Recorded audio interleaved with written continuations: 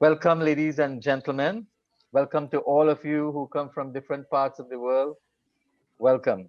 Thank you for taking the time and sacrifice to come and this forum. Namaste, Assalamu alaikum. Our chairperson tonight is again Charlene Maharaj. Charlene, it's always a delight to have you. Charlene Maharaj has enjoyed 22 years in the airline aviation, tourism, and marketing industry. Mrs. Maharaj is the principal of Insight Edge, a consumer research company that curates market and consumer data to help businesses. I and other members of our planning team would continue to stay in the background as directors of this program. Charlene, welcome and take it from here.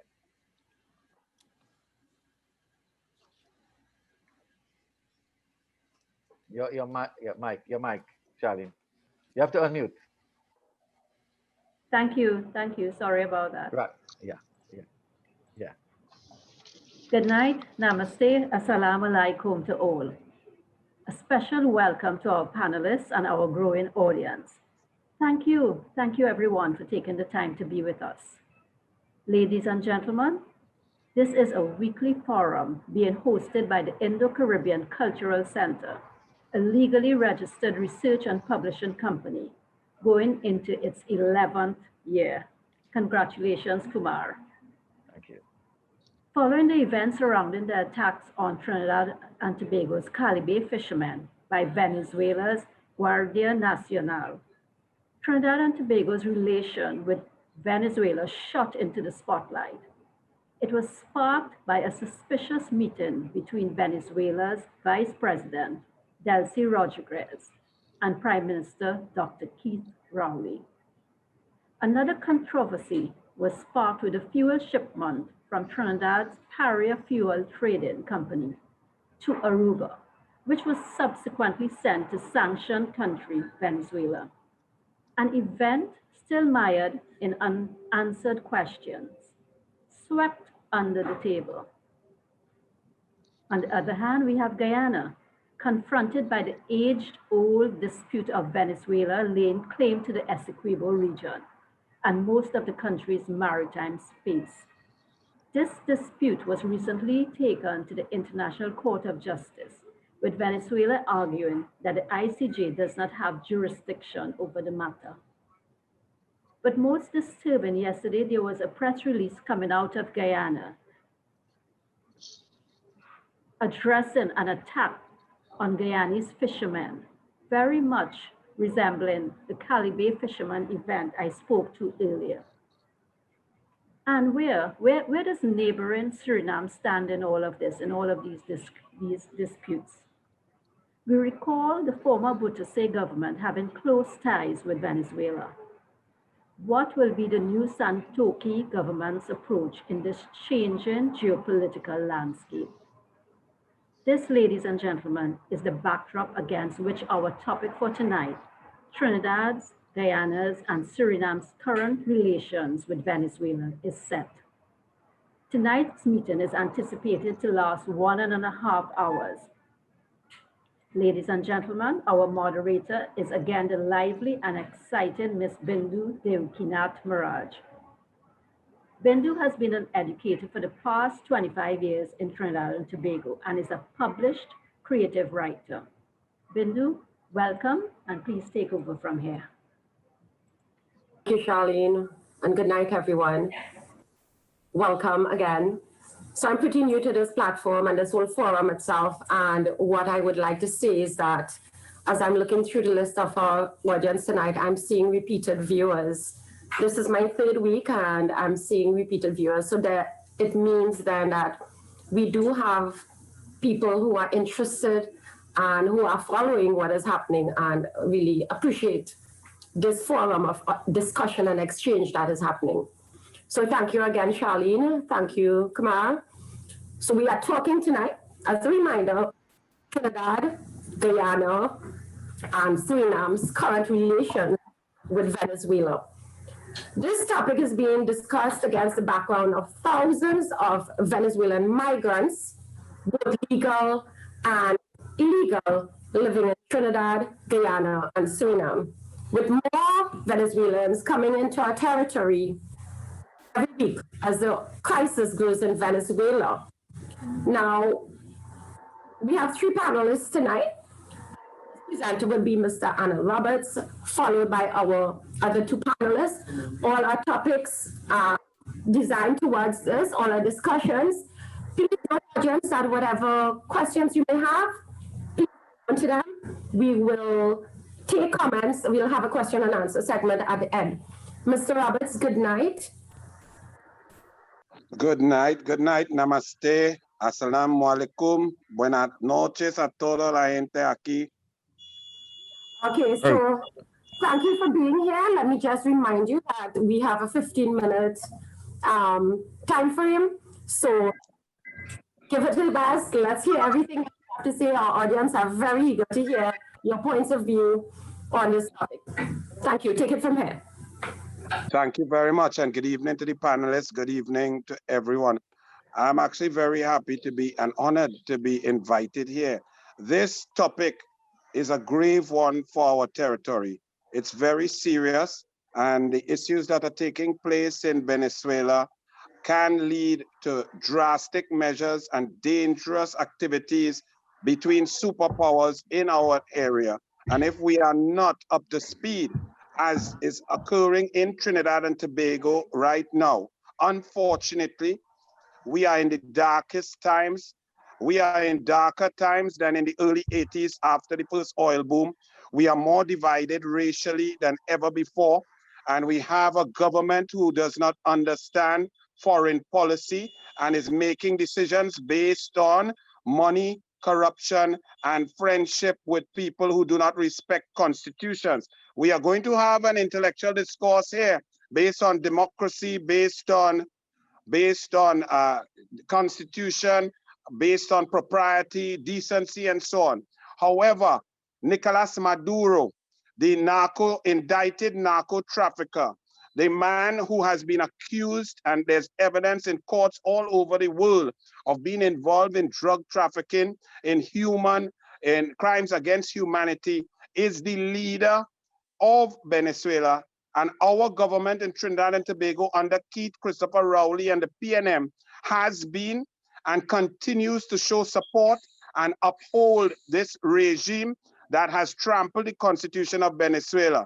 By doing this, he puts us, Trinidad and Tobago, squarely in the viewmaster and the binoculars of our major trading partners, the USA, Canada, and Europe, while putting us in a friendly situation with countries such as Iran, Russia, and China.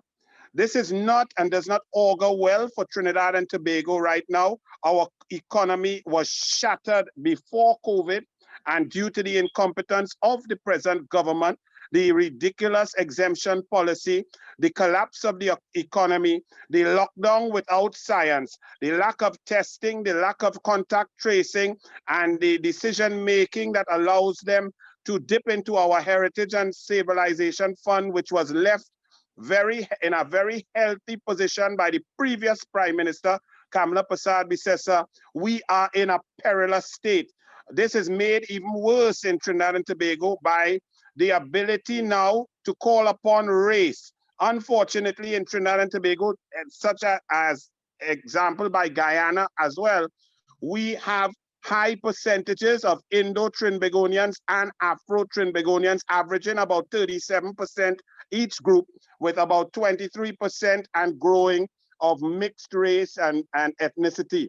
However, this government has shamelessly carried us backward into race-baited politics and divided across the country evenly down the middle, where even the media and those intellectuals who would like to discuss policy and procedure and ability to implement and create and be innovative has no place. Our politics has dropped into the gutter and is at the lowest level.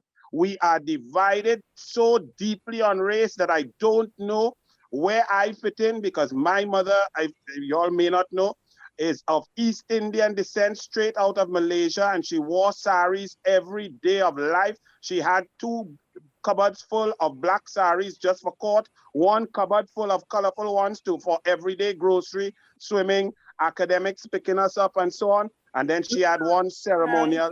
Right now, Trinidad and Tobago, based on the policies of Keith Christopher Rowley, he cannot call or account for his stewardship on investment, foreign direct investment, foreign relations, the energy sector. Petrotrin has shut down. The gas price, NGC has made a loss for the first time in 25 years.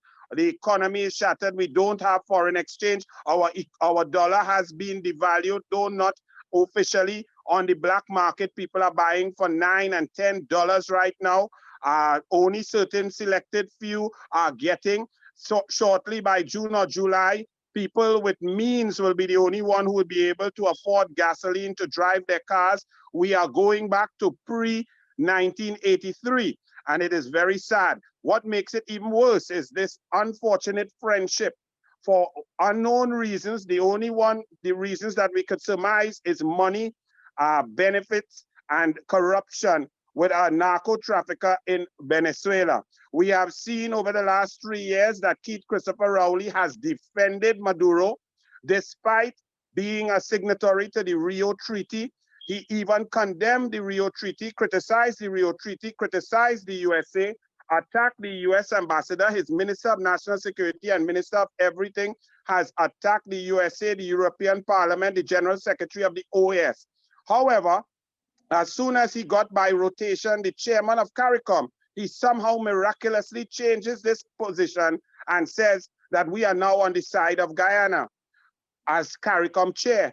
But understand this, any government that upholds Maduro is going against Guyana. Guyana is in grave danger. I was very happy to see that the US and Guyana were doing joint exercises to protect the fisheries and so on. Of course, it is much more than that. Guyana must hold on to its powerful friends now, because the amount of money, oil and gas and resources that is being found in Guyana, all sorts of nefarious activities are going to take place. We cannot sit back and wait and allow Guyana to be exposed to people like Maduro, who respect no law, respect no court. They've stated they don't accept the international court. So what they will only respect is power and force. The only way to deal with and protect from a dictator who has an army, who has airships, who has missiles, who has bought defense and army equipment from Russia. Keep in mind, Maduro and Venezuela are far stronger than the entire CARICOM, Guyana, Suriname, Trinidad and Tobago all put together. So we need to have our allies at our back to protect us. Sometimes we love to say that we are independent and we need no one, but in this case, I am saying we all need to come together to protect Guyana and also to ensure that regime change and democracy returns to Venezuela. The Venezuelan constitution has been trampled upon not just the last 3 years. It began with Chavez way back in 2001. Chavez went against the constitution on several occasions, taking over PDVSA, putting his friends and family in charge. Wilmer Ruperti became the boss of all of Venezuela's resources. The people are suffering, they have been suffering. The exodus began way back in 2003 and continues. It has only accelerated through Maduro's harsh policies that were instituted undemocratically by 2013 when Chavez got sick. He anointed Maduro without a party election. Maduro then won an election where there were questions about opposition leaders being arrested and jailed and not attending. He then went on to trample all over the Venezuelan constitution, appointing people, his friends and family, to the Supreme Court, to his inner cabinet, and became a dictator of untold proportions. Simultaneously, the resources of the people were squandered. We've just seen in Switzerland that over 10 billion US has been found of siphoned Venezuelan funds in bank accounts of about 100 different banks, 30 different banks, 150 different bank accounts. and the money is leading back to the coffers of the Venezuelan people. The people of Venezuela are suffering and will continue to flee. The projections for this year is that 7 million more Venezuelans are going to flee. Some will go to Guyana, some will go to Colombia, some will go to Trinidad and up the Caribbean.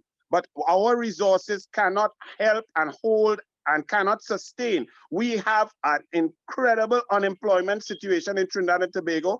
Our statistics are non-existent. So when you see the central bank say that we are at 5% unemployment, anybody who lives here knows that before COVID, we were probably somewhere at about 11%. And between the age groups of 18 to 30 male African Trinbagonians, though that number average about 32% unemployment, especially in PNM held constituencies such as Labre, Point Fortin, and Tobago. We are in dire straits. Venezuela is crumbling. People thought, and Trinidad and Tobago, the PNM believed that when Biden and Kamala Harris won, that the position will soften on Venezuela. It has not. It has hardened. You must remember that Obama and Biden were the main ones who started against Chavez and Maduro to institute and to ensure that that democracy will reign. The Secretary of State in his confirmation hearing has stated a firmer, harsher position than Trump had, and he was very upset that enablers were not being caught. Trinidad and Tobago, unfortunately, under Keith Christopher Rowley, we have become an enabler.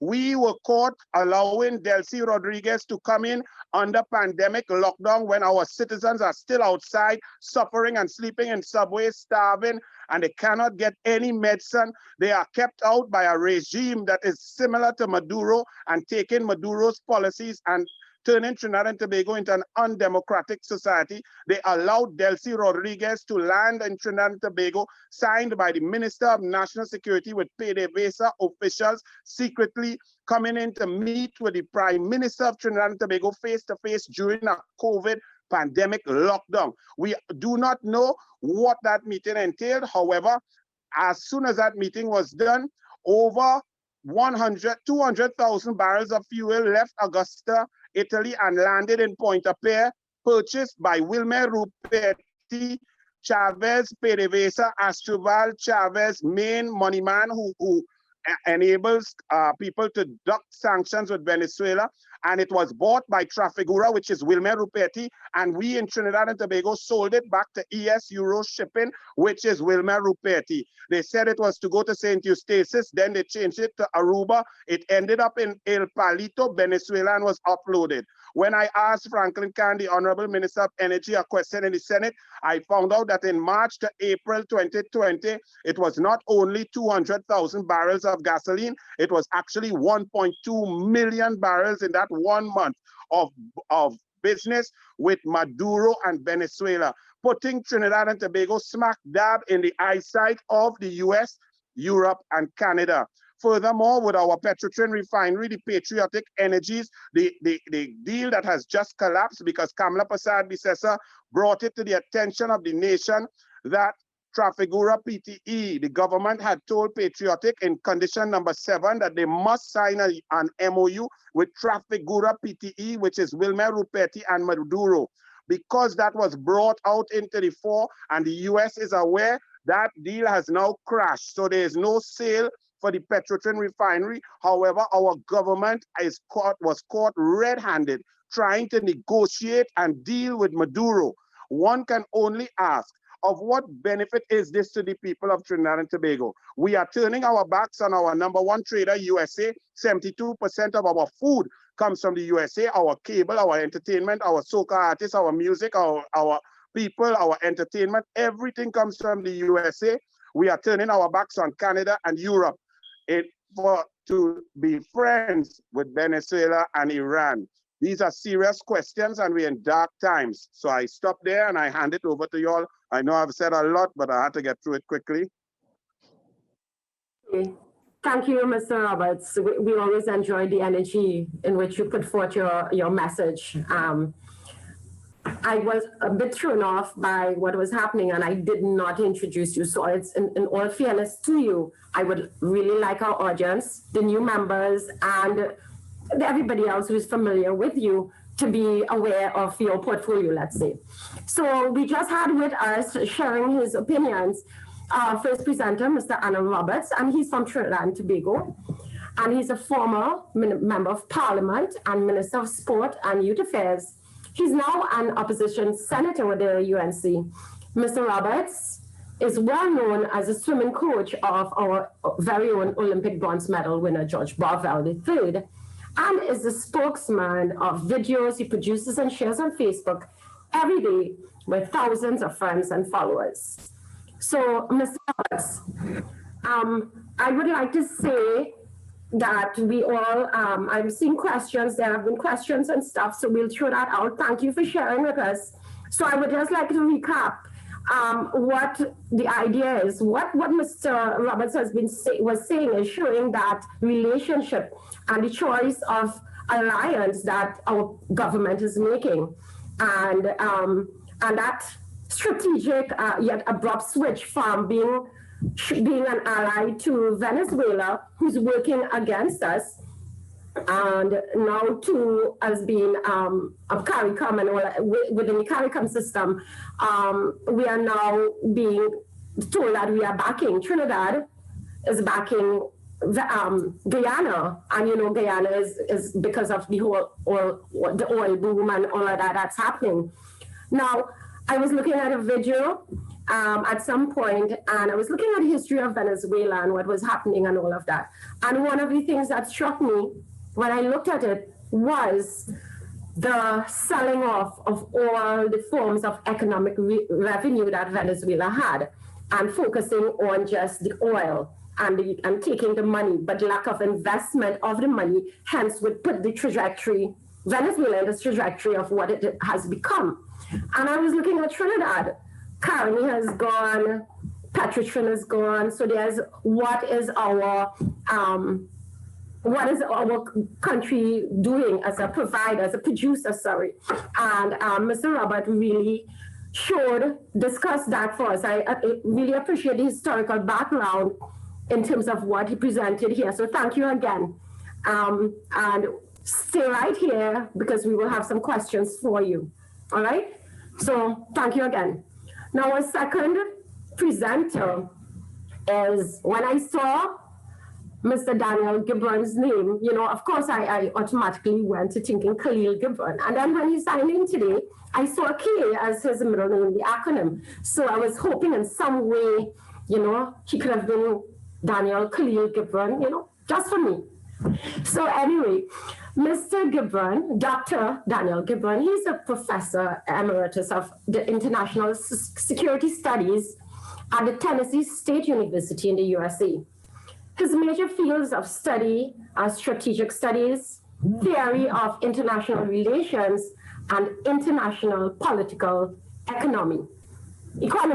So Professor Daniel, his PhD thesis is on strategic imperatives, British defense policy, and the case of the Falklands War in 1982.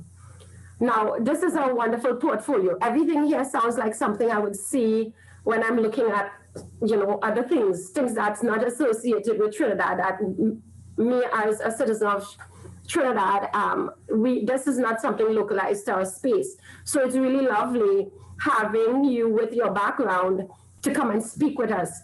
So Professor Gibran, you have 15 minutes and you can take it from here. Well, thank you very much. I hope all of you can hear me. I just want to acknowledge the presence of two friends, Dr. Ramesh Ganpat and Cliff Rajkumar. Both of them are here. I haven't seen too many of you.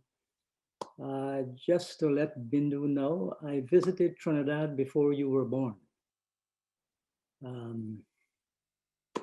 I spent a lot of time in Trinidad, and for several years, I was a senior consultant with the government of Trinidad and Tobago, the Ministry of National Security. And I was the one who helped to form the Special Anti-Crime Unit of Trinidad and Tobago. And well, Anil knows this. When his government asked me to lead a team of 3 other people to dismantle the Special Anti-Crime Unit of Trinidad and Tobago. It was a mistake, but hey, the job had to be done. But that's just an aside. So let me start by asking the gentleman to put up this slide. It's a short slide presentation, just about 8 slides with some of the key issues that I want to raise this afternoon. Okay, so I decided to call it the contention, meaning, using another word for dispute. All right. So the dispute has 2 elements. One is procedural, and the other is the substantive aspect of it. Next slide, please. I will explain what these are. So the procedural, this has to do with this important question, or it surrounds an important question. Does the International Court of Justice have jurisdiction to hear and to rule on this dispute between Venezuela and Guyana? Venezuela vehemently disagrees, saying that the Geneva Agreement of 1966 does not mention the ICJ by name. I'm not going to give you my opinion at this stage. I'm just going to throw out what the procedural issues are. Guyana, on the other hand, agrees, and it stakes its position on the 1966 Geneva Agreement. I'll explain what the Geneva Agreement is all about later on. Next slide, please. Now, this brings us to the substantive issue. We must understand these 2 elements of the issue before we can move forward. So I'm just giving you a synthesis of what this dispute is all about and breaking it down into 2 elements, the procedural and the substantive. Okay. So the substantive issues then, or issue, relates primarily to the 1899 Arbitral Award. Venezuela changed its position. Well, first, Venezuela accepted the Arbitral Award of 1899, which was constituted at the behest of the United States. And the United States fielded 2 jurists constituting a panel of 5, Britain, another 2 jurists, and the chair of the jurists was a Russian gentleman, Professor de Martins. I don't know where he got that name from. Sounds more like a Dutch name. Anyway, those were the 5. On the Venezuelan team was a junior lawyer by the name of Severo Male Prevot, right? Prevost, Prevot, probably a French pronunciation, something like that, but Severo, which is clearly a Spanish name, but he was an American citizen. And he had a friend, Dr. Otto von something. Well, let me leave him out for this time. So he was a junior and became a very disgruntled gentleman about the award. So I want you to bear that in mind, because he will play a very pivotal role in Venezuela's decision. All right. So as a result of what he did, and I will tell you later on what he did, Venezuela or Caracas. And the reason we use Caracas is because that's where the capital is, and that's where the seat of government is, and that's where the decision comes out of. So when we say Venezuela, you know, it's quite different than when we say Caracas. International relations specialists usually make this distinction. All right. So Caracas has declared the award, the 1899 Arbitral Award, to be null and void. And that came about in 1966, or probably 2 years before that. All right. Next slide, please.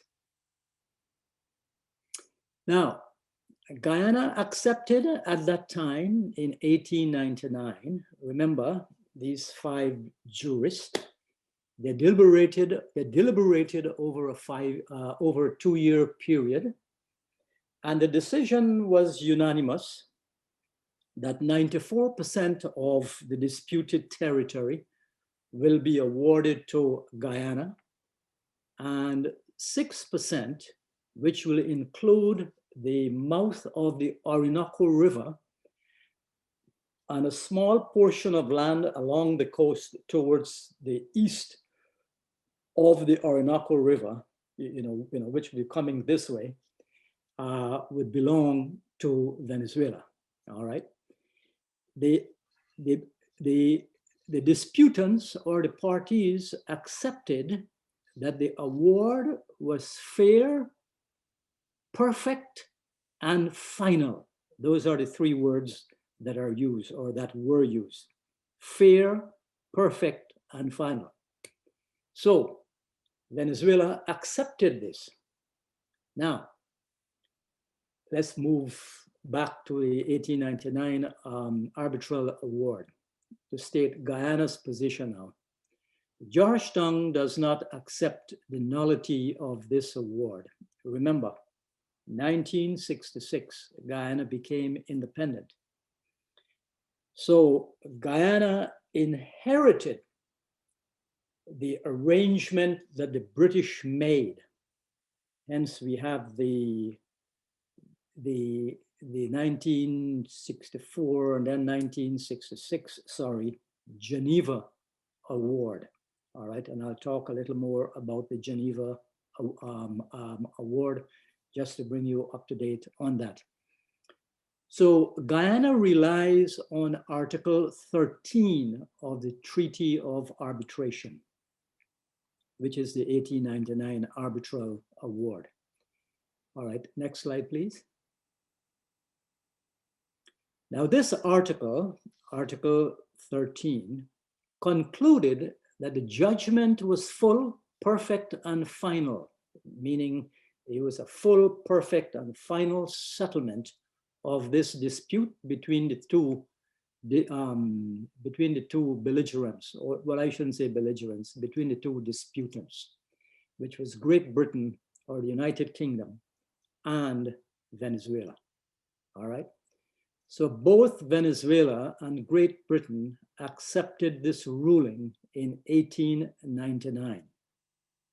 Fast forward, when Guyana became independent and took on the responsibilities now that was bequeathed to Guyana, meaning this outstanding issue of the border controversy, Guyana accepted has never accepted or refused to accept the nullity of this award at no time. Now remember, Venezuela accepted this award from 1899, and then in 1905, 6 years later, a boundary commission was established and the lines were demarcated, and Venezuela accepted this. So from 1905, some people say from 1899, but let's say 1905, until 1962, Venezuela accepted the ruling of that arbitration committee, called the 1899 Arbitral Award, as full, perfect, and final. This is very important. It wasn't Guyana that accepted it. It was Great Britain, because Great Britain was the disputant state that was involved. Next slide, please. All right. So during that period now, Venezuela did not protest the award after it was delivered. This is very important in international law as it relates to the succession of territory. Who will own this piece of real estate, or to whom does this piece of real estate belong to? All right. 6 years later, in 1905, the border was fixed by an Anglo-Venezuelan boundary commission, and Venezuela accepted that 94% of the disputed territory will go to Guyana or to Great Britain, because Guyana wasn't independent then, and 6% will go to Venezuela, which I said before, and I'm repeating, the mouth of the Orinoco River and a part of the coast towards the east of the Orinoco River that will constitute 6% of the territory, of the disputed territory.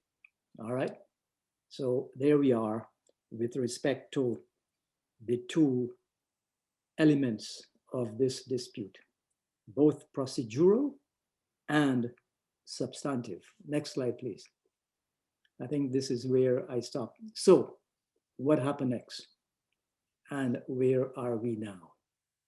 Okay, so what happened next? All right. Entered Severo Male Prevost. He was a junior lawyer in the Venezuelan team when the award, when the deliberations took place from 1897, and the award was finally announced in 1899. All right. Male Prevost wrote a letter a few years after that. It was, I think, the 8th of February, 1944. He wrote this letter, and he died a few years later. And his friend decided to publish it in the American Journal of International Law in 1949. Now, when Male Prevost was alive, of course, he had to be alive to write the letter. So he wrote this letter, and he sealed it up, and said that it should not be divulged until after his death. Just a one-page letter. And in this letter, he said, or he alleged, he said in writing in that letter, that there was a deal that was cut between the Great Britain team and the chair of the commission, who was the Russian guy. And the three of them concocted something and decided so make it a 3-2 decision. And he went on further to state that the chair of the commission pressured the two Americans, jurists, to go along. So they went along with him, all right? Meaning went along with the chair. So it became a unanimous decision of 5-0, all right? Now, here is the crux of the matter. When this letter was published in 1949, Venezuela did not do anything. They studied it, they took their time, and in 1962, mounted a challenge stating that on the basis of this letter by an individual who was there, albeit a junior lawyer, American lawyer, on the Venezuelan team who spoke Spanish, so he was helping them out. Of course, he was a junior lawyer. And more research unearthed that he was a very disgruntled man for whatever reasons we don't know, or I don't know, okay? For Venezuela to maintain its position that the 1899 award was null and void, basing it on a letter of a dead man, will not stand up before the ICJ. Now, the reason I know this, because I spent a lot of time writing an entire chapter of my dissertation on the legal claims to Las Malvinas or the Falkland Islands. And this was a very complicated case, and I spent a lot of time on it trying to unravel it. And I believe I did a good job. Well, I shouldn't say that.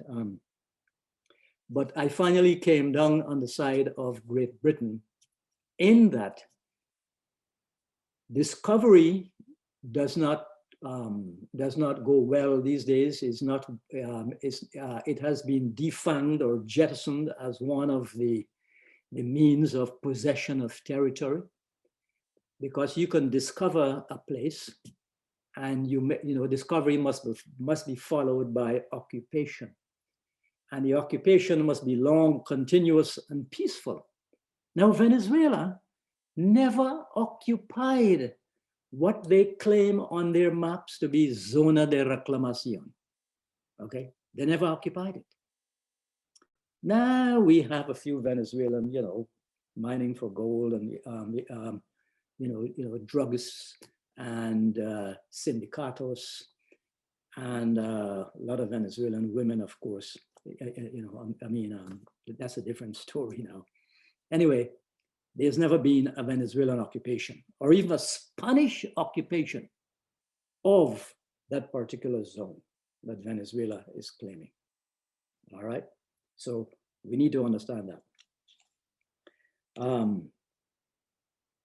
Getting back to the Falklands one, I came down on the side of what is called prescription, right? There are two types of prescription: acquisitive prescription and the substantive aspect of prescription, which is slightly different. Now, for the other type of prescription, this is very important. Venezuela did not occupy or possess Guyana, meaning the zone of reclamation, in any way, period. All right. Guyana's occupation has been long, continuous, and peaceful. If we are to say from 1899 or even from 1905, when the Boundary Commission ruled, what must be bequeathed to Great Britain, then Guyana, and 6% to Venezuela. All right. So it has been long, over 50 years, continuous and peaceful. Now, what do we mean by peaceful under prescription?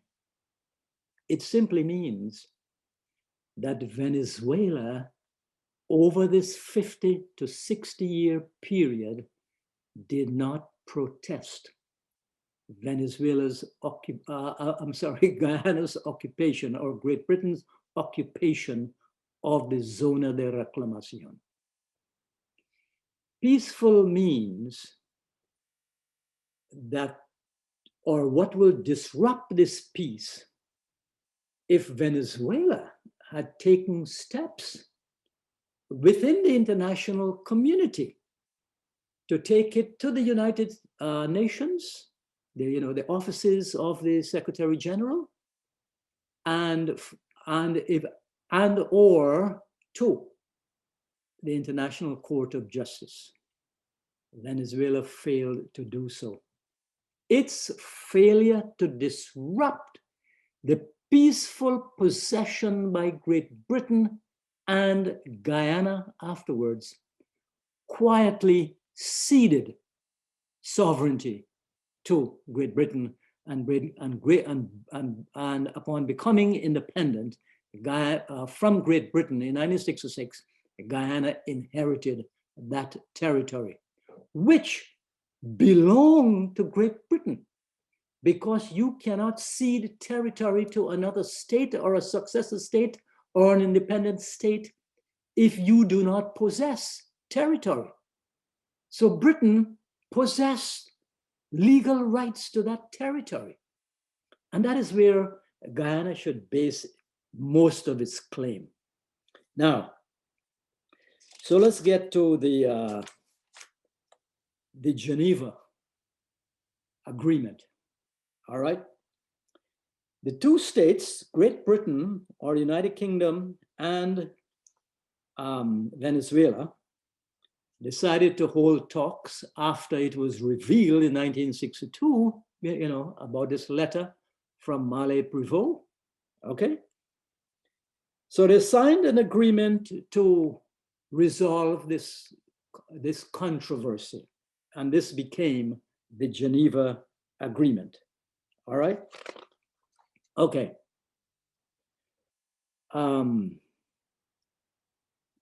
Why did Britain agree to reopen this case?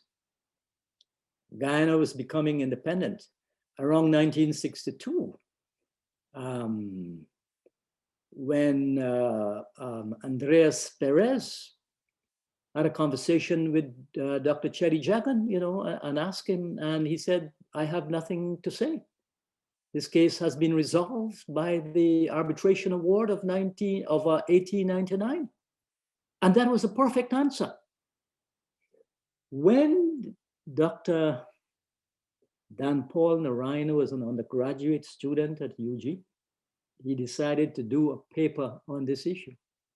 And he went to the National Library, and there he was able to find a letter by Forbes Burnham.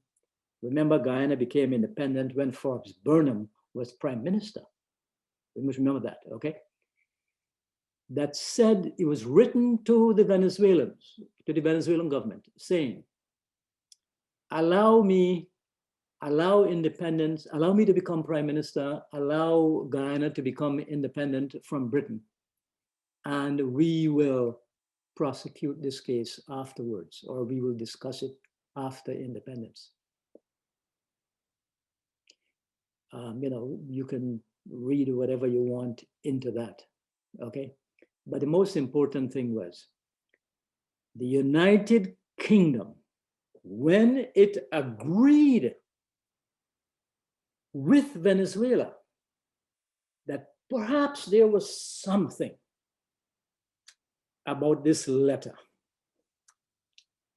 and decided to reopen this case, they sold out Guyana down the Essequibo or down the Orinoco River into the Atlantic Ocean.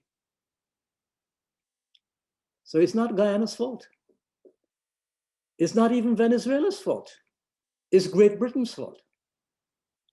And to say that Great Britain doesn't have a claim would be a little risible or laughable.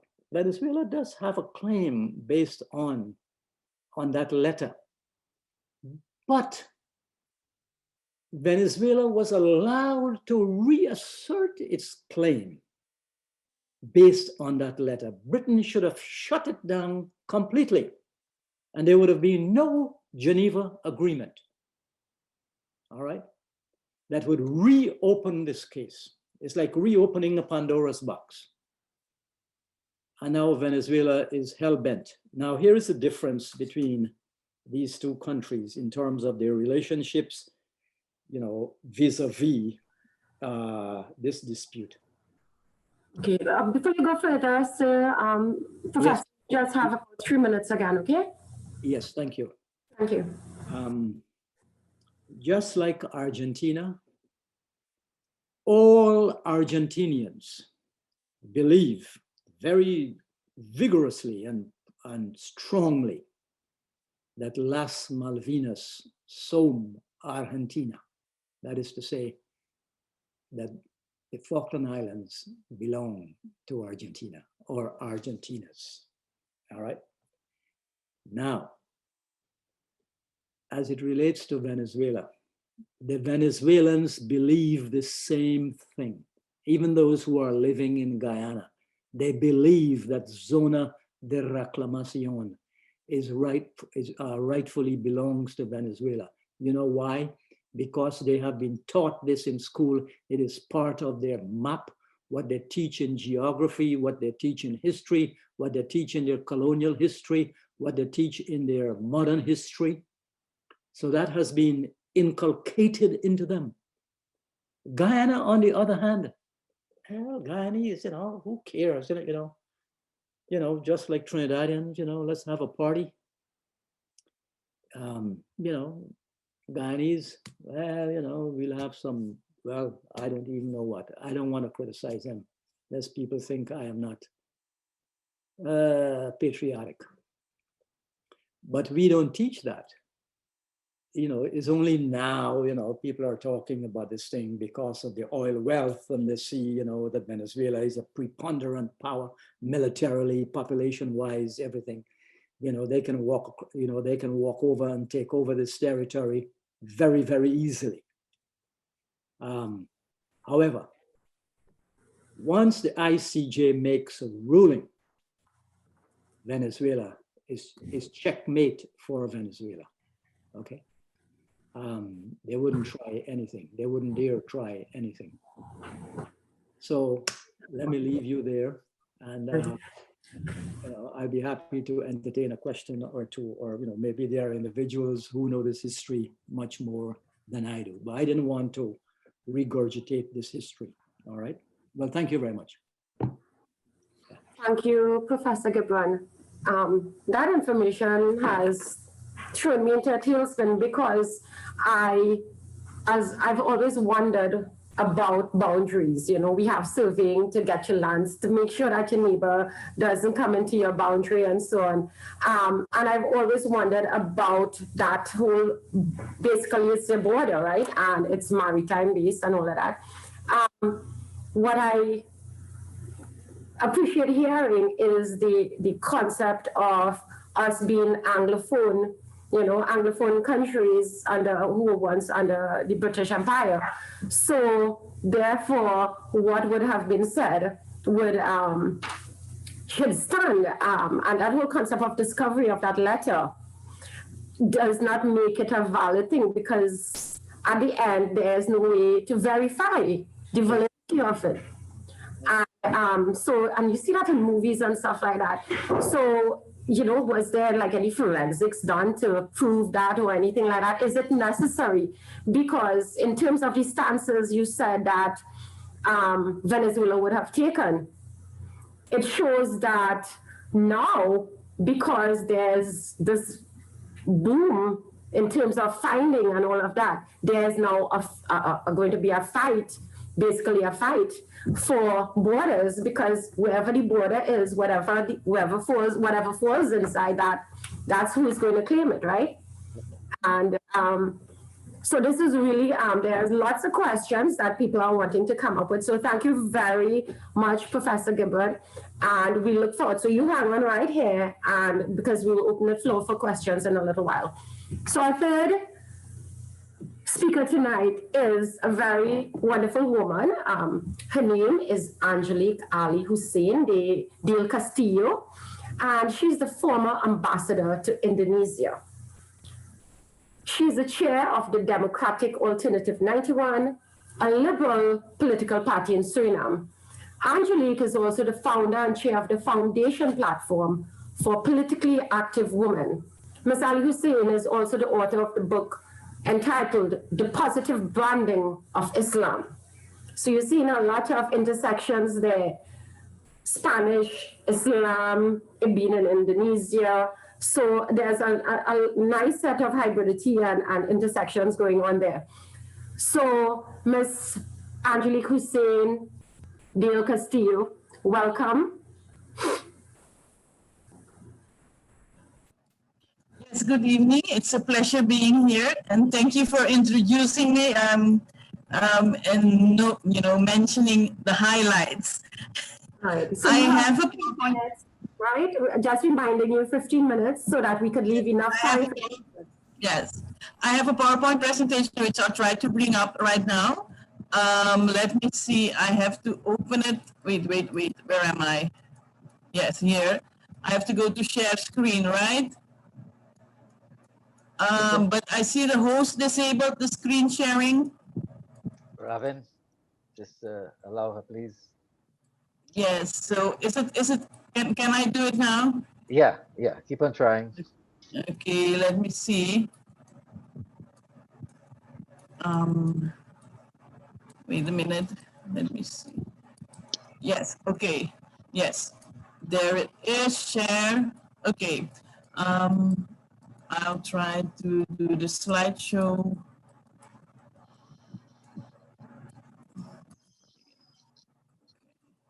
Yes. Can everybody see it? Because it's the first time I'm doing this. I usually Yes, we are seeing it. Okay, so as was requested of me, I should give an idea of the relationship between Suriname and Venezuela. And so I prepared a very short PowerPoint in which I will try to give an idea of the characteristics of the relationship we have had as a country with Venezuela over the years.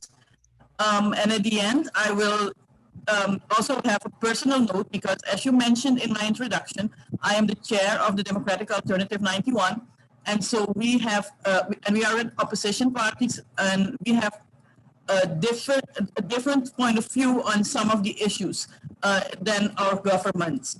So that's why I ask you to bear with me in the end for that personal note. So let us start looking at the base of the relationship. When we look at our relationship with Venezuela over the years, what we find is that from independence on in 1975, it can be characterized as a warm relationship, and mostly because a few things. Venezuela, even though it's not, we are not bordering Venezuela, right, on one of our borders, immediate, but still we consider them as a neighboring country. And our Ministry of Foreign Affairs has always categorized Venezuela as kind of a border country, a neighboring country.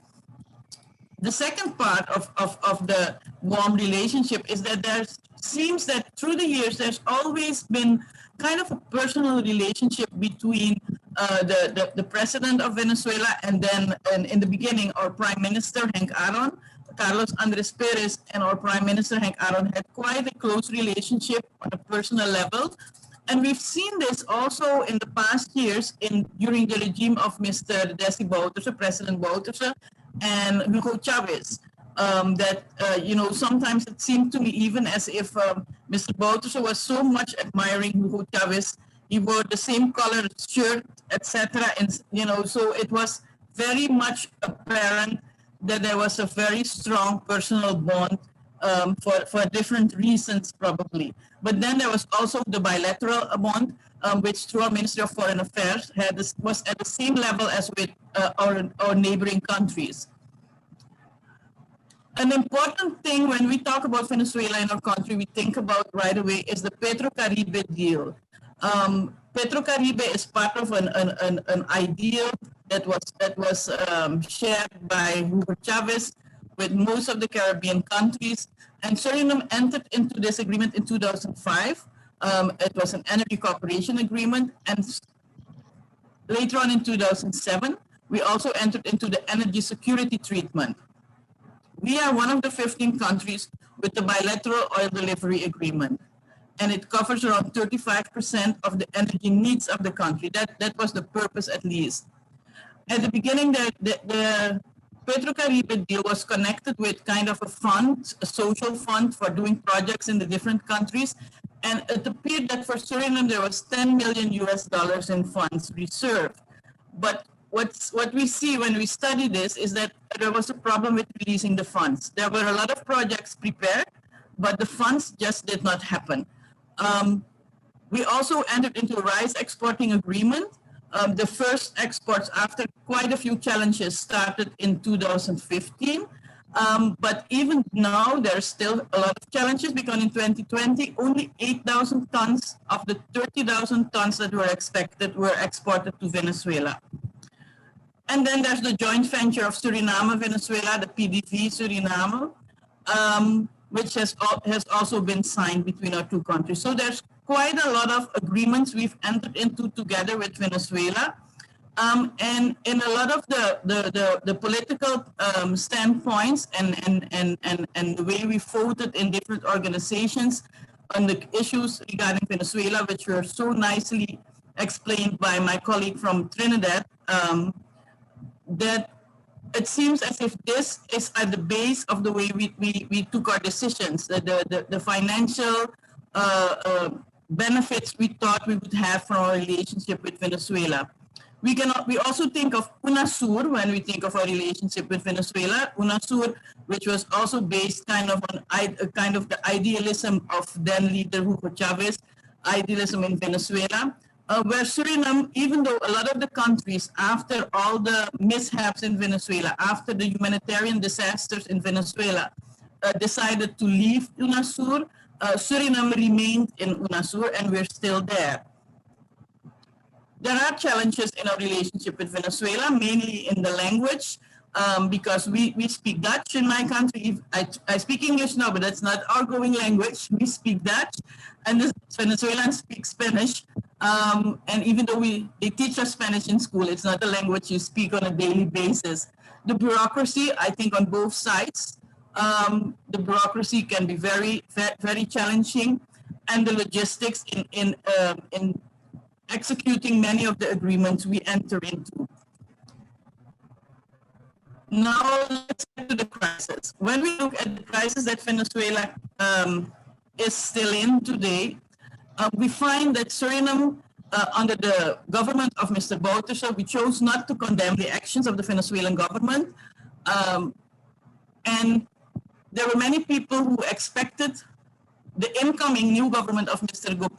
Chan Santoki to radically change that and stand on the side of human rights, political rights, of democracy, and take a stand in the OAS, contrary to what we did under Bouterse. But a lot of us were disappointed when it comes to that, because it seemed like we were going on the same path, even though before the elections we were given the impression that it would be a different choice. And the last decision we made I think it was in the OAS, was regarding the elections in October 2020, when there was a call for free and fair elections. And Suriname again chose not to vote for that call, but saying that we are on non-interference. Our positions in the OAS and CARICOM during the regime of Bouterse and with the last decision in October place us in the corner of countries that kind of support, at least not condemn, the abuse of human rights, the humanitarian disaster that is affecting all our countries right now, because we have refugees crossing all borders, and we all have to prepare to give those people a home away from home, even though we ourselves are in dire straits and faced with a lot of problems, difficulties economically, even worse because of COVID-19. Suriname keeps choosing and quoting the concept of sovereignty and non-interference, even though we have also signed a lot of agreements and treaties saying that we will defend democracy, defend human rights, and we also neglect the issue of human security. In the recent border discussion where Guyana wants to go to the ICJ and says the ruling of the ICJ will be recognized, has to be recognized, and Venezuela differs, Suriname expressed support to the position of Guyana. The question remains if Suriname's support is in that a ruling of ICJ has to be accepted, or if Suriname's support is meant to say that we recognize the claim of Guyana. Because for us, those are two different things, because as you all may well know, Suriname also has a border dispute with Guyana. So it is very interesting to know what exactly the position is of the government of Mr. Santokhi, because the president believes that even though Suriname is supporting Guyana in this, it will have no consequences for the relation with Venezuela. So that remains to be seen. Good. I come to my personal note now. I will, how do I stop the share? Oh, here. Yes, I found it. Yes, on my personal note, we as a party have for the past 4 to 5 years been calling on our government through letters, even called on the members of parliament. We presented petitions to the Venezuelan representation in our country, calling on them to return on the path of democracy and to have free and fair elections, to respect political rights and human rights with no avail. Because if Parliament did not answer our pleas, governments did not do that. We even published in Caribbean newspapers, just for the region to know that it's not all of us who are content with standing aside and watching what happens with our friends in Venezuela, because the Suriname people do feel very much connected to the Venezuelan people. It is just that we as a party condemn the way the Venezuelan government, the Venezuelan people have to live nowadays under a regime that we as a party cannot recognize.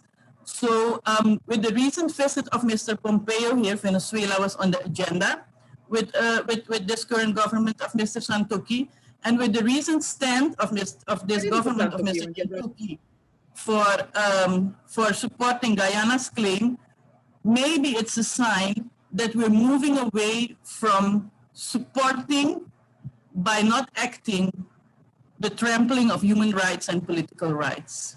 Thank you. Thank you very much. Thank you very much, Ms. Castillo. I'm looking at the comments here, and a lot of people are finding out for the first time so much information. Even people who live in Guyana are now being enlightened about certain things. Tonight, everyone, what we have gotten, basically, we are Trinidad, Suriname, and Guyana. We are the 3 Indo-Caribbean territories around Venezuela. And we share maritime borders, we share resources, and at the end, whatever happens to one country affects the other.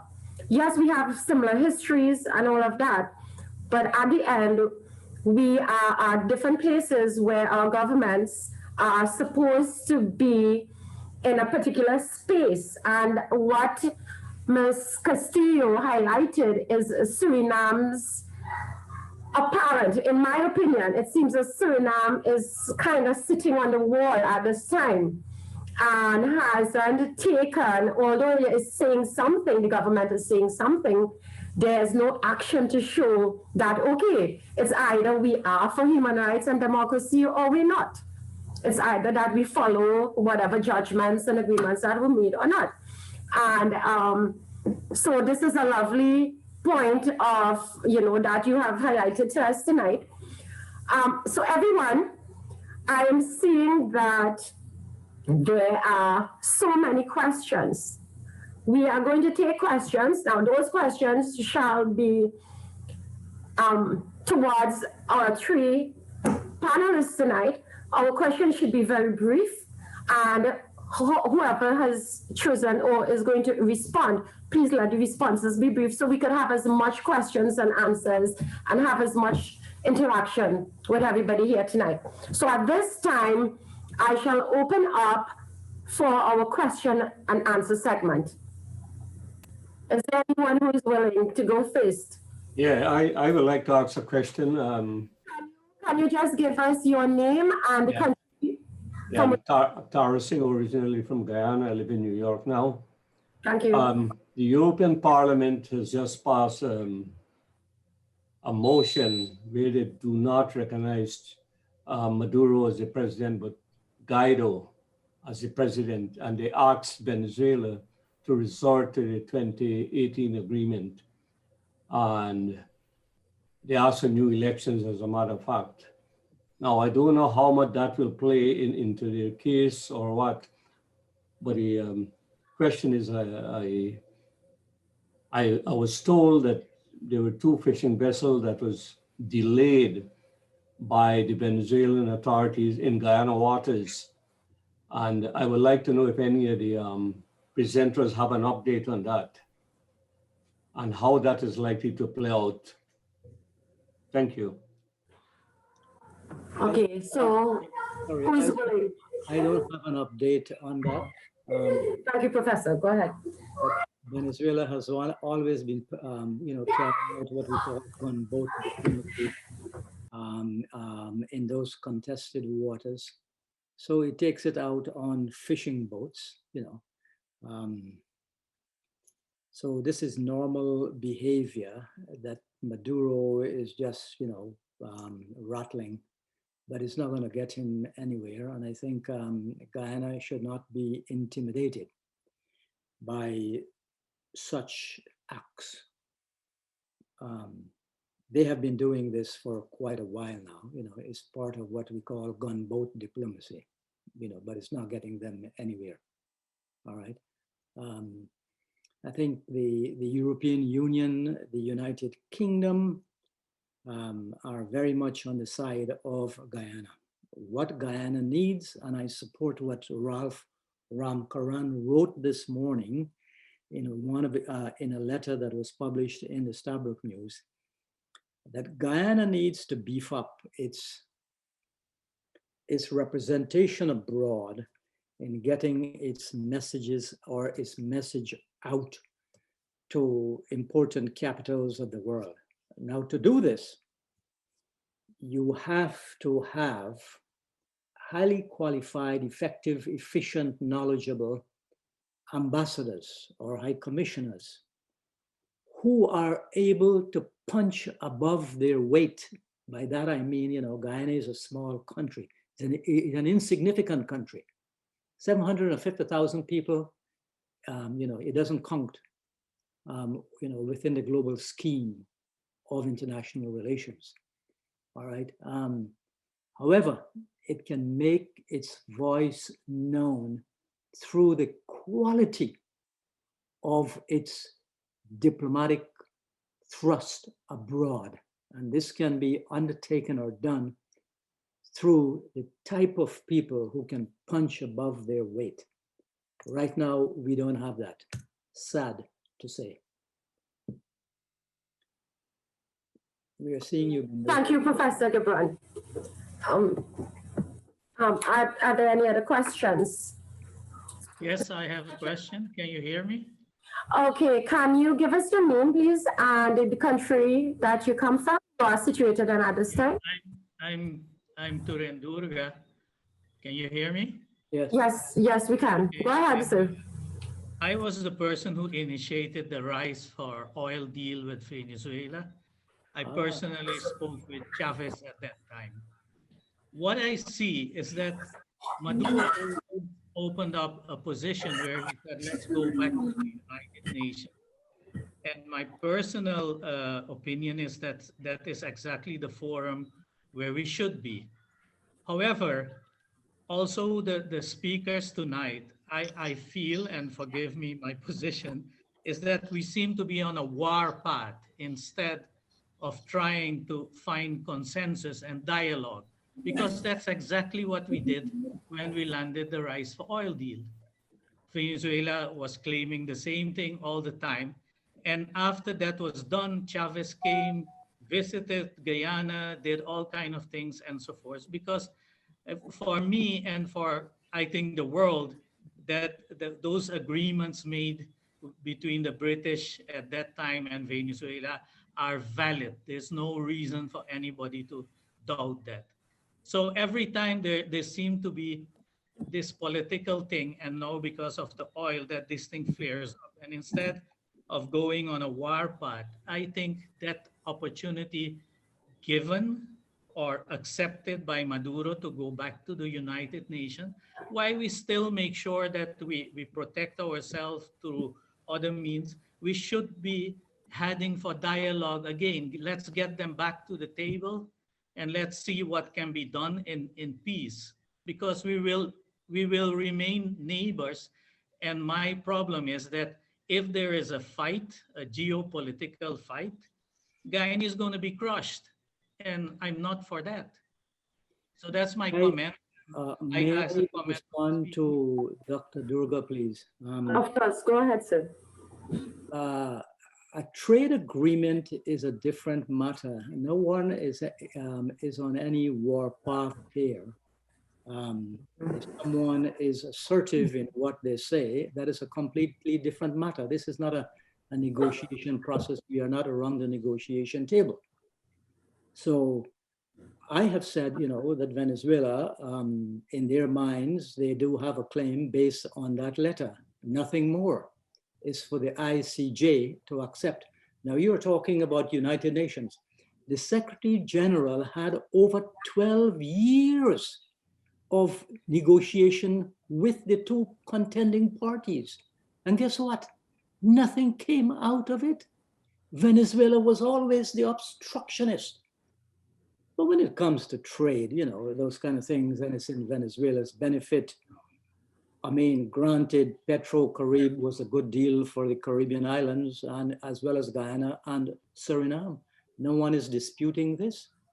But we are in a different time now. We are dealing with a guy named Maduro, who is well, I don't like to castigate people, but we all know what Maduro is like, what he stands for. And the more he speaks, the more we can tell what is between his two ears and how he understands the world. All right? Now, well, if he, wait, my last point. If he feels that he wants to take over Guyana, well, let him try it and see what the consequences will be. Okay? It's very simple. It's exactly what I'm saying. If we remain on a war path, as you Who is on a war path? Well, if I hear you, it is very clear, let him try. Wait. You're saying because I am speaking, listen, I've been a professor for 25 years and I'm accustomed speaking this way to my students.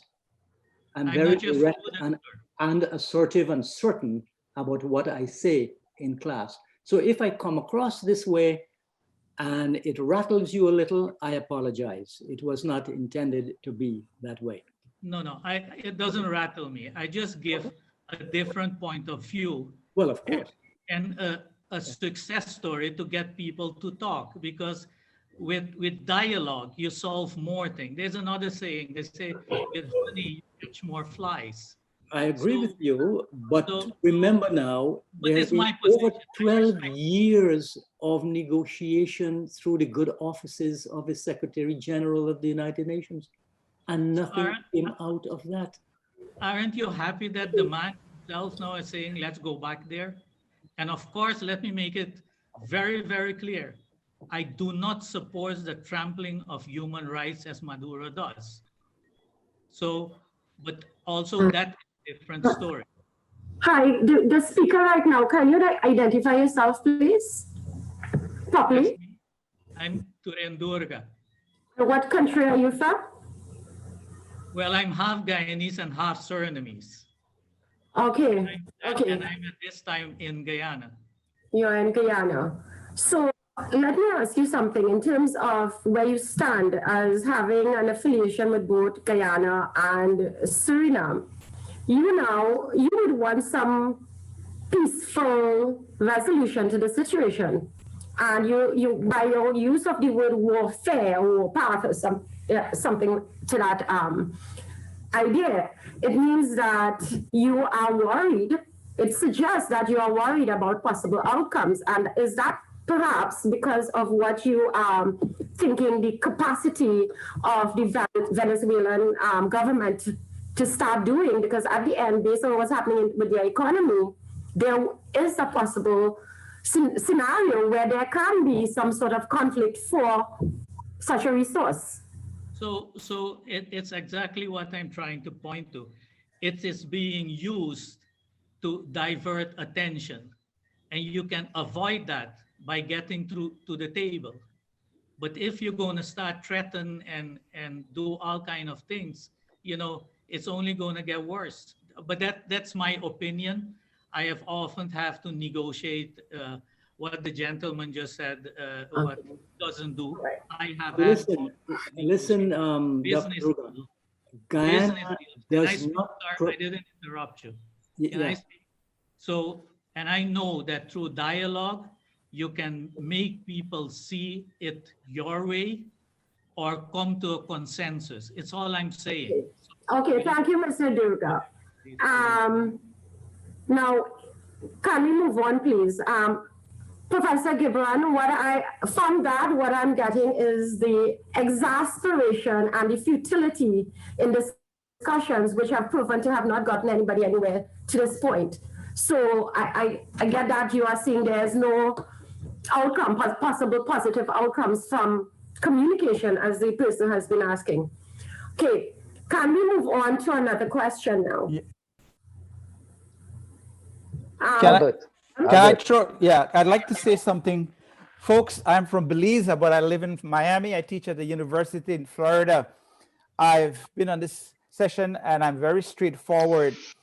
Whenever there are conflicts like these, the countries involved have to have very solid positions. So I'd like Guyana, Suriname, and Trinidad to not just be playing around the fringes, but have a whole resource team ready to go discuss or negotiate or do what it takes. And so there's another concern that I'd like all of you to think, because Belize has Guatemala claiming half the country right now, and we are at the ICJ at this very moment. And our only trump card is to present, like what Dr. Gibran was saying, all the facts in a clear way to show that Guatemala should not get a square inch of land for Belize because they never possessed it, nor never claimed it, nor never used it. So we're in the same spot. We're a little bit ahead of you guys. And I would like to make sure that you have a immigration policy, because if we have 1 million Venezuelan come to Guyana, Guyana will become a Latin country. Forgive me for being so blunt, but immigration changes the flavor of a society, and they are running away from Maduro. I have many people from Venezuela in Florida, and Venezuela is not a place that people want to live right now. So they would love to come to Guyana and Trinidad and Suriname because they're safer countries, more food than basics. So in summary, immigration policy, strong leadership, professional team with the best Guyanese, the best Trinidadians, the best Suriname, 3 different countries to come up with the country's position, and do not give territory if you don't owe any territory. Okay, thank you, Dr. Williams. Possibly, now that there has been a change in government in the US, you might see these 3 different governments trying to not be on the fringes, as you're saying, and might stand now that the government has changed there. Okay, is there another question? Mr. Roberts, Mr. Arnold Roberts.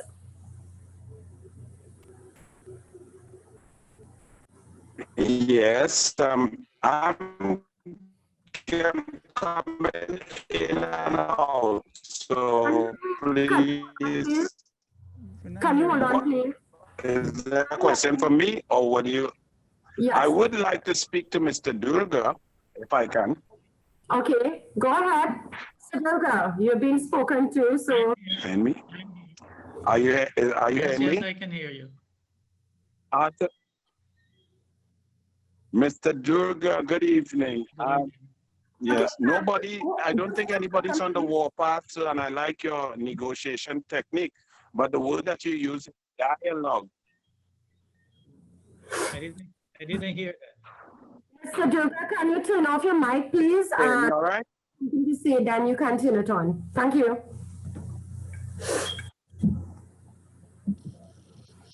Go ahead, Mr. Roberts. Senator Roberts. Yes, Mr. Durga, use the word dialogue.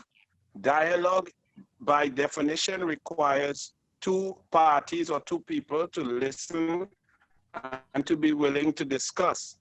One cannot dialogue with a dictator who does not even want to accept UN food reserves and food bank into the country unless he is given it directly. One cannot dialogue about a boundary that is a legal matter, as Professor Mohammed has stated. It's a legal matter, and the lawyers must argue in the court, the ICJ, and we must abide by the ruling of the court. If one decides that they are not going to acknowledge or accept the jurisdiction of the court, then there is no room for dialogue, sir. Nobody's on the wall dealing with people who are not as diplomatic as you, sir, Mr. Durga. So we have to be very careful. We have to stand united, and we have to understand what is going on in Venezuela. The Venezuelan people are suffering because of the actions of their leader, who has chosen to keep power, hold power, and trample on the democratic constitution. So we must protect ourselves, Guyana, Suriname, Trinidad and Tobago, and all countries, Belize, everybody. Thank you, Yeah. The powers and the dictates of Okay, so Senator Roberts, his bandwidth is giving problems. So thank you for that. And basically what I'm getting from Mr. Roberts's comments is that how can you have a logical, rational dialogue with somebody who is not showing any kind of signs of being rational in the form of a leader of a supposed democracy? All right? Okay. Our next question, I see Dr. Can I answer that? Paul Nehru. Can you hold on, please? Professor Paul Nehru. Paul, Tennessee. And if he's there. I didn't ask to speak. Yeah. Hello? Yes, go ahead. Good night, Professor. No, I didn't ask to speak. Yeah, well, I wanted to invite you to share some possible thoughts because from what I know that you would have. First of all, thank the organizers for having focused the relationship, and I'm happy that at this point in time that with Guyana facing these problems that we have this forum. Now, the gentleman, the professor who presented on Guyana, I'd like to congratulate him. He did well. And Mr. Turhan is also raising some important points. Now, number one, I'm just going to make some quick comments based on my knowledge about Venezuela and this problem. Number one, no Venezuelan president will go publicly and say that we are no longer going to pursue the problem between Venezuela and Guyana. And the reason for this is because of what one of the speakers in his presentation said. They have put the Essequibo on their map for centuries now, and they have indoctrinated in civic education the people on Venezuela on this. So whichever president goes to withdraw from that problem formally would have to have a referendum in Venezuela and get the full support of an extremely large population of Venezuela. Now, no president of Venezuela is going to risk. So very often in diplomacy, when we analyze what different governments say and what they do, whatever is being said by Venezuelan presidents, we always have to bear this in mind and to see if there is something else they want. Now, historically, when this problem, as Malet Prevost had said in his letter, whether it's true or false, it was a time where the Russians and the English had a lot of geopolitical power.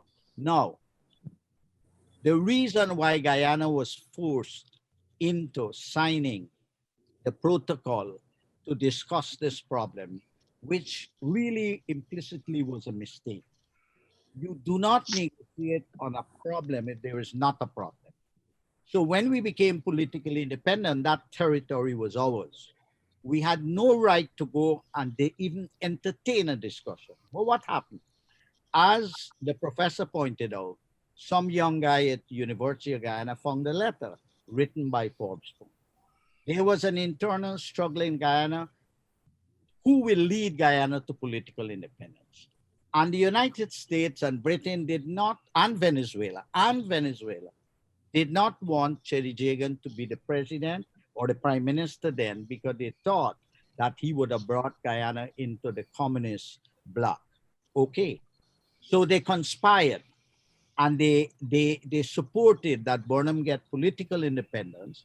And as a payoff, Burnham was going to sign that agreement. But it doesn't matter. That is history now. We have the problem. I know one of the Venezuelan members of that commission, Padre Herman Gonzalez, because I knew him personally because I studied in Venezuela and he was a professor there. I studied the problem with Venezuela and Guyana. I studied the problem with Colombia and Venezuela. I know Padre Herman Gonzalez well. I spent hours at the Foreign Office of Venezuela speaking to him, looking at the maps and all the problems and so forth. Now, what the Venezuela, and I also met all the presidents of Venezuela, Chavez, Carlos Andres Perez, Herrera Campin. I've met them personally at the Miraflores. I discussed this problem with them. At one point, what they were arguing since the time of Leone was that they wanted to have the mixed development of Guyana and Venezuela. Now, the problem was that with that is this. Number one, at that time, Venezuela had a lot of money. Venezuela does not have money now. Venezuela can't wage a war. If Venezuela attempts to enter Guyana, Brazil will intervene. United States, Right. Britain, they have, yes. Dr. Tennessee, for your contribution. I'm in touch with, last year, November, I was in Venezuela at a conference, Okay. people of African origin. Venezuela is not in a condition for a war, so people don't get worked up. We are in a place that we have this issue in the World Court. Now, Venezuela has put itself in a difficult... Professor Tennessee, thank you very much for your contribution here tonight. We have another question. Close up that Venezuela's position is difficult for them because they said they don't recognize the World Court. Okay. On that, I would like to pick up on Dr. Williams' comment. I do believe he's correct that a small country such as Guyana could be easily overwhelmed with people invading, and not invading, but just coming across the borders. So I'd like to just have maybe one of the panelists could respond. Do you think we should close the border? Yeah, I mean, so many people are coming and there's so many problems, and the small country of Guyana simply cannot sustain such large numbers coming in. Okay, thank you. Senator Castillo, can I ask you to share your opinion on that in terms of what do you think should be done? Should there be a border closing system happening right now? Let me answer that. Okay, thank you. That particular border between Venezuela and Guyana, how are they going to close it? Guyana does not have the military manpower to close that border. Most of it is jungle and rivers. How is it going? It's physically impossible. So I think in good faith, we should allow whatever, Venezuelans are coming in, monitor them, try the best to resettle them, something like that. We must always remember, when things were very bad and very rough in Guyana, hundreds and hundreds of Guyanese fled to Venezuela, and they were welcomed in Venezuela.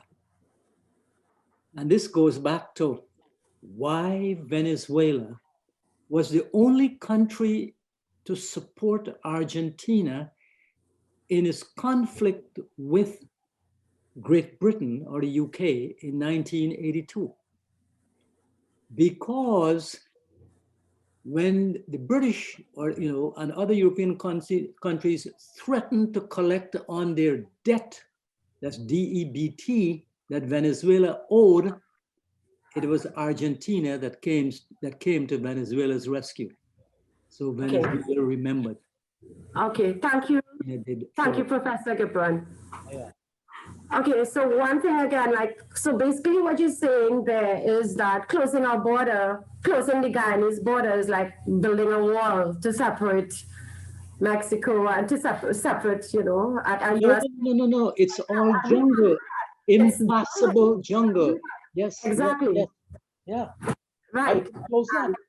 One thing I would like to comment on is that I understand that Colombia has its borders open and is allowing a mass intake of Venezuelan into its country.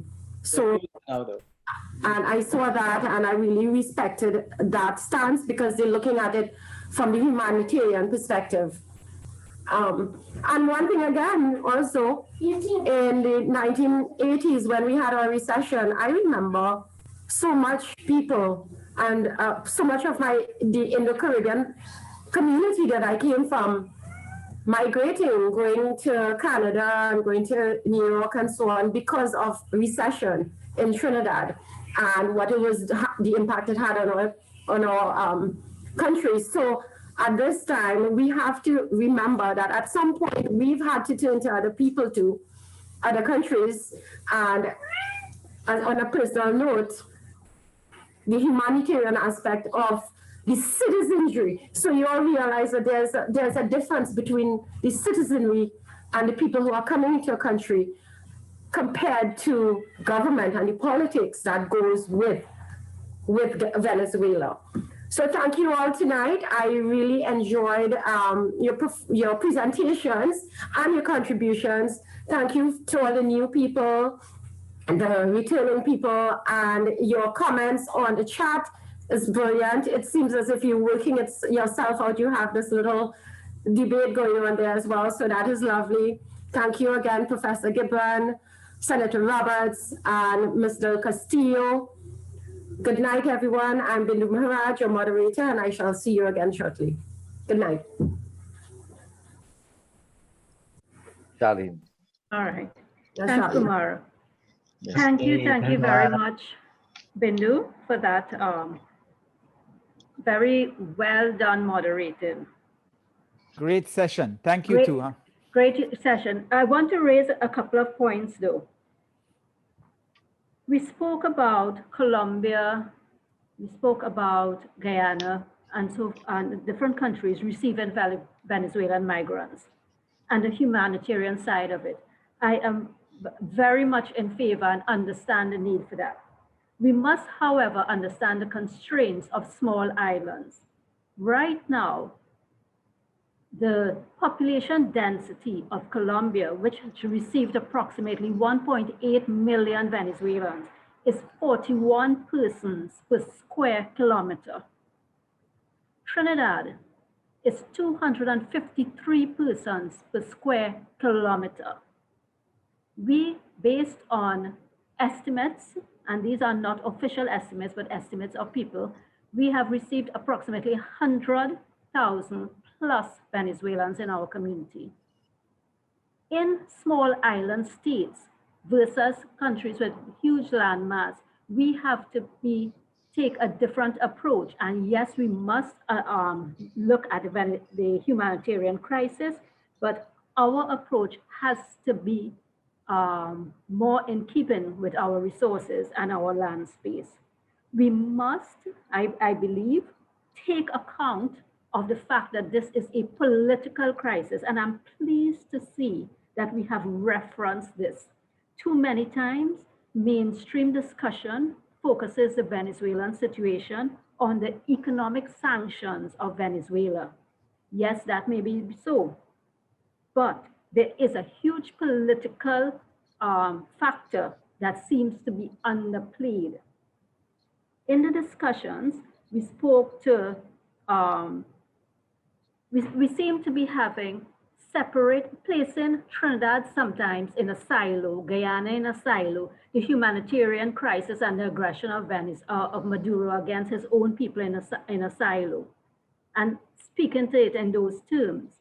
My belief is that we must look at this thing holistically, because what affects one affects the other. There was one gentleman from St. Vincent who also spoke to Venezuela having claim way up the islands in St. Vincent. So a holistic position is needed by CARICOM, by our people, and to understand this aggression is not just against any one individual country, Guyana, for example. It can easily extend to many others.